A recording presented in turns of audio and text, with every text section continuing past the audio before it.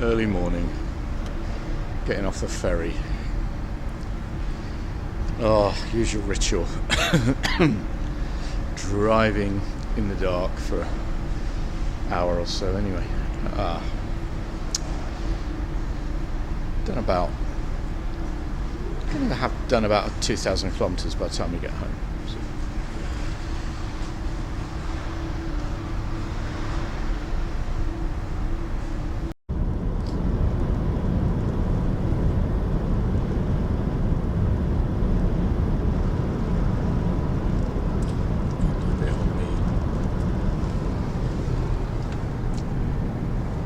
So.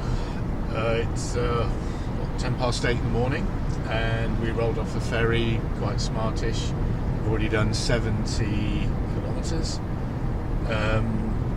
So after the charge in Winchester last night, we had like 350 of range to play with, but we're going into a strong headwind, and I'm only getting like 19.5, 20 kilowatt hours per 100 kilometres just doing the speed limit.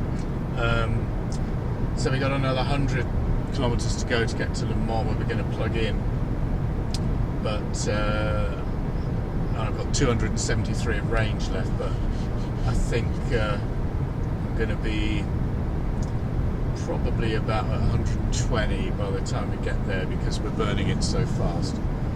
Anyway, it's good to have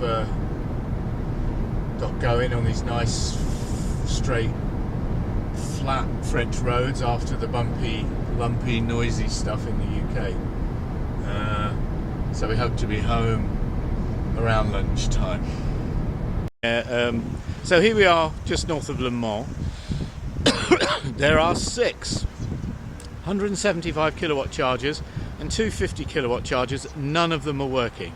None of them are working. There's a lot of very angry people around here, upset that they can't charge. There's a Total Energies person I just spoke with, and she says she doesn't know why any of it isn't working. And apparently on the westbound side, so this is a side that goes up to Paris, and then the other side goes down across to Nantes, and none of it is working. So we're a bit stuck. We're about 28% of charge, and we're going to have to try to see where else we maybe had to go. We've only got about 100 kilometres of range, because the efficiency has been really poor going into this headwind. So this is really bad. This is really, really bad.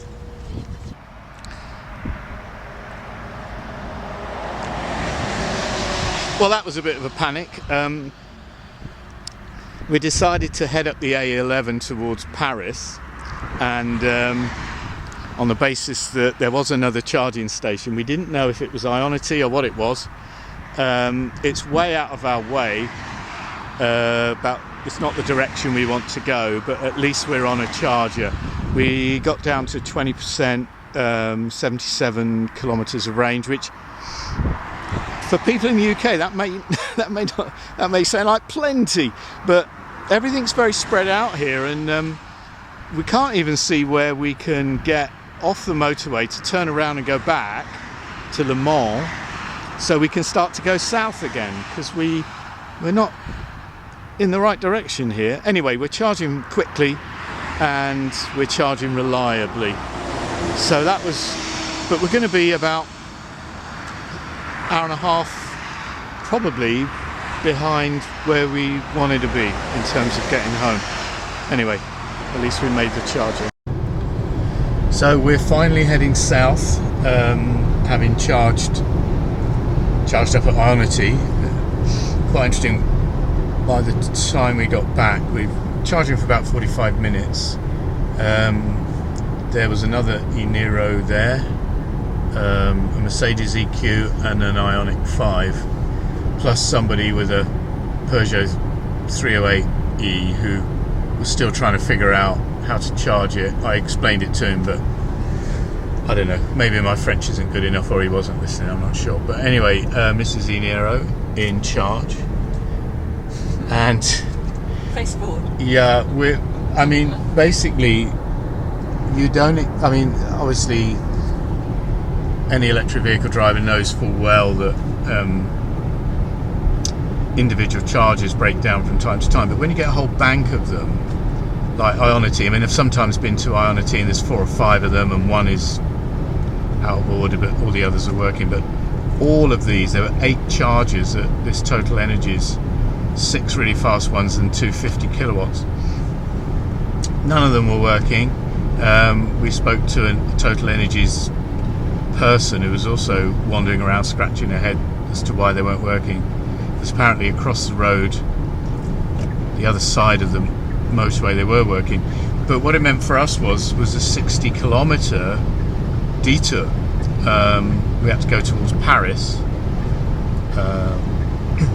get that charge, and then turn around and come back.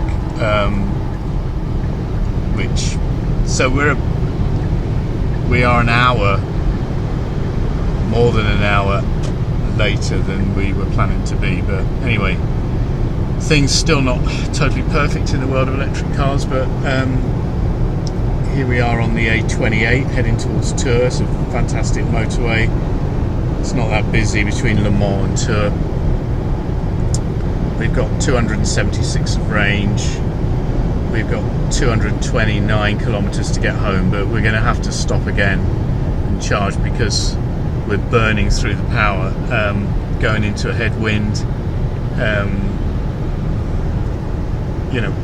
doing about 115, 120 kilometres an hour, and our consumption is 19.3 kilowatt hours per 100 kilometres, which is that much in miles per kilowatt hour. Anyway, see how we go. So driving into the headwind took its toll, but we're now in Tours, just off the A10.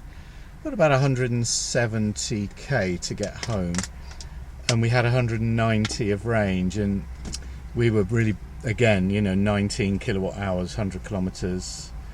What's that, 3 and a bit miles? So anyway, we've stopped at what must be, if not the fastest chargers I've ever seen, but there's certainly the fastest supermarket chargers I've ever seen. So this is at Carrefour. It's a big sort of complex with lots of shops just off the A10, as I say. Next there is the first Porsche Taycan I've ever seen, plugged into a 300 kilowatt charger. They've also got 75 kilowatt chargers, and they've got AC chargers that will give up to 22 kilowatts, which if you have a Carrefour Fidelity card, loyalty card, you can charge for free for an hour. So if you sort of live around here and you've got a Renault Zoe, you could really charge up while you're doing shopping for an hour. So anyway, we're just going to hang here for a bit. Don't know, we don't need to get to 80%, not now, I wouldn't have thought, even with this headwind. So anyway, 27 minutes, charging at 53 kilowatts at the moment, which is about as fast as I've seen it really today. So in the car park at Carrefour in Tours, just outside Tours, just charged from 43% to 76%. Give us a range of about 330, 340k. We've got 166 to do. I still think we'll probably get home with maybe 100.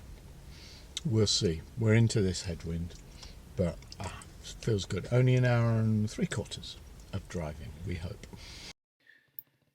So that was me rudely eating on camera. Sorry, but we did a bit of shopping in the Carrefour as well there. So that was 16 days ago now we got back. So our impressions of going out in an electric car on what turned out to be just under 2,000 kilometre trip over 7 days. We left on a Wednesday, came back on a Wednesday. Well, it was sort of sublime to the ridiculous, really. It's the first time ever we'd done home up to the ferry with one charging stop, and obviously we knew we could charge. We were quite sure we could charge once we got to the ferry. But I mean, when we first did the trip in 2019, the charges were few and far between, and where there were charges on that route, there was only one of them. So if it was broken or in use, you were really stuck. So we felt really confident after the initial run up to the ferry, having only had to stop at the Total Energies on the way up. And obviously we topped up when we got to Ouistreham before we got on the ferry. In the UK, it was really my lack of knowledge of where to go. We didn't really have any problems charging. I picked up 5% of charge for free at Tesco's while we were there using the Podpoint app. And so my sister's neighbour kindly let me plug in and get all the way up to 100% on his home charger. Obviously, I compensated him for that. He has an app and he tells me what it was costing, so I paid him for that. And then we did 4 rapid charges in France altogether. Yeah, 4 rapid charging in France, 3 rapid charging in the UK, yeah, it was pretty good. I mean, I know I was looking around for chargers in Winchester, having found the GridServe charger on the A34 not working, and other people have commented, oh, there were better chargers I could have gone to. And we had the app and we kept going to where these chargers were supposed to be and we couldn't find them. In the end, we ended up at that one at the university, and it was fine, but it was a bit of a pain to get actually registered and on there. Those days should have passed us by now. Anyway, so if you have been through all these 3 videos, thank you for watching. And coming up now are all the stats and costs for the entire trip. So until the next time.